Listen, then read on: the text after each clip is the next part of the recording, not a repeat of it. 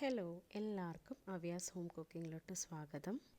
ഇന്ന് നമുക്ക് മുട്ട വെച്ചിട്ട് വളരെ എളുപ്പത്തിലൊരു കറി എങ്ങനെ ഉണ്ടാക്കാൻ നോക്കാം. ഈ റെസിപ്പി എല്ലാവർക്കും ഒത്തിരി ഇഷ്ടപ്പെടും, അതുകൊണ്ട് വീഡിയോ അവസാനം വരെ കാണാൻ മറക്കല്ലേ. അതിൻ്റെ മുമ്പ് ഒരു ചെറിയ റിക്വസ്റ്റ്, ഈ ചാനൽ ആദ്യമായിട്ട് ആരെങ്കിലും കാണുന്നുണ്ടെങ്കിൽ പിന്നെ ഇതുവരെ സബ്സ്ക്രൈബ് ചെയ്തിട്ടില്ലെങ്കിൽ ഒന്ന് സബ്സ്ക്രൈബ് ചെയ്ത് ഈ ചാനലിനെ സപ്പോർട്ട് ചെയ്യണം. അപ്പോൾ നമുക്ക് വീഡിയോയിലോട്ട് കിടക്കാം.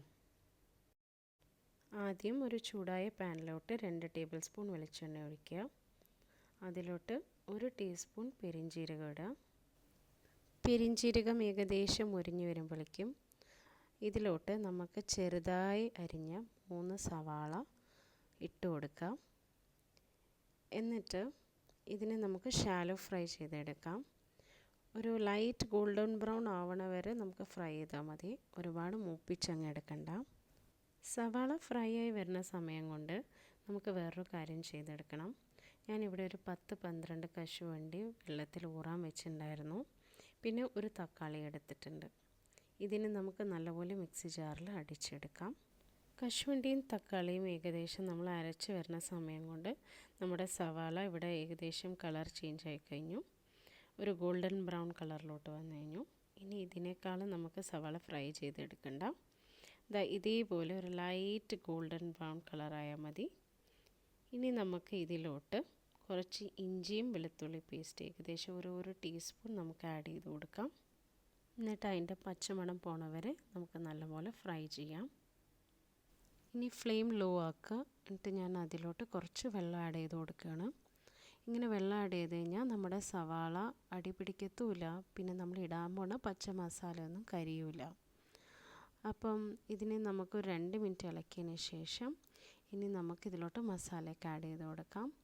ഞാനൊരു 1/4 ടീസ്പൂൺ മഞ്ഞൾ, 1 ടീസ്പൂൺ മുളക് പൊടിയും 1 ടീസ്പൂൺ മല്ലിപ്പൊടിയും കൂടി ആഡ് ചെയ്ത് കൊടുക്കുകയാണ്.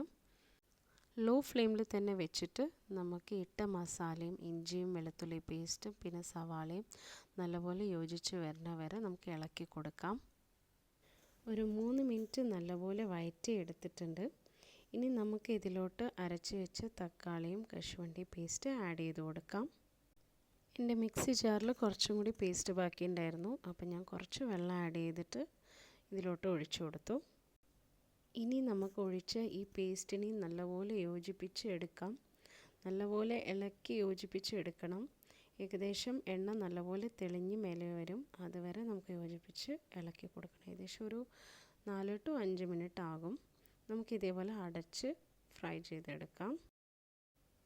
ഇപ്പോൾ 6 മിനിറ്റായി നമ്മളിത് കുക്ക് ചെയ്യാൻ തുടങ്ങിയിട്ട്. ഇനി നമുക്ക് നോക്കാം, എണ്ണയൊക്കെ നല്ലപോലെ തെളിഞ്ഞ് വന്നിട്ടുണ്ട് മേലെ. ഇനി നമുക്ക് ഇതിലോട്ട് ഒരു 1 ടീസ്പൂൺ ചിക്കൻ മസാല ആഡ് ചെയ്ത് കൊടുക്കാം. ഏത് മസാല വേണമെങ്കിൽ ആഡ് ചെയ്യാം, ഞാൻ ചിക്കൻ മസാലയാണ് ആഡ് ചെയ്ത് കൊടുത്തത്. എന്നിട്ട് അതിനെ നല്ലപോലെ ഇളക്കി യോജിപ്പിക്കാം. ഏകദേശം 1 മിനിറ്റോളം നല്ലോണം ഇളക്കി യോജിപ്പിച്ചതിന് ശേഷം ഇതിലോട്ട് ഞാൻ കുറച്ച് മല്ലിയില ആഡ് ചെയ്ത് കൊടുക്കുകയാണ്. ഇനിയാണ് നമ്മുടെ മെയിൻ ഇൻഗ്രീഡിയൻറ്റ് മുട്ടയെ നമുക്ക് ഒരു കിണ്ണത്തിൽ പൊട്ടിച്ചിട്ട് ഇതേപോലെ ഇട്ട് കൊടുക്കാം. ഡയറക്റ്റ്ലി ഇട്ട് കൊടുക്കാൻ പറ്റും, പക്ഷേ മുട്ട കേടുണ്ടെങ്കിൽ പിന്നെ ഫുൾ കറിയും ചീത്തയായിപ്പോവും. അപ്പോൾ സേഫ് സോണിൽ നമുക്ക് ഇതേപോലെ മുട്ട ആഡ് ചെയ്ത് കൊടുക്കാം. ഞാൻ വേറൊരു കാര്യം വീഡിയോയിൽ കാണിക്കാൻ മറന്നുപോയി, ഞാൻ 1 ടീസ്പൂൺ ഉപ്പ് ആഡ് ചെയ്തിട്ടുണ്ടായിരുന്നു. നിങ്ങൾക്ക് നിങ്ങളുടെ സ്വാദിനനുസരിച്ചിട്ട് ഉപ്പ് ആഡ് ചെയ്ത് കൊടുക്കാം. ഇനി ഞാൻ ഇതിലോട്ട് പച്ചമുളക് അരിഞ്ഞതും പിന്നെ കുറച്ച് മല്ലിയില ഇട്ടിട്ട് ഗാർണിഷ് ചെയ്ത് കൊടുക്കുന്നുണ്ട്.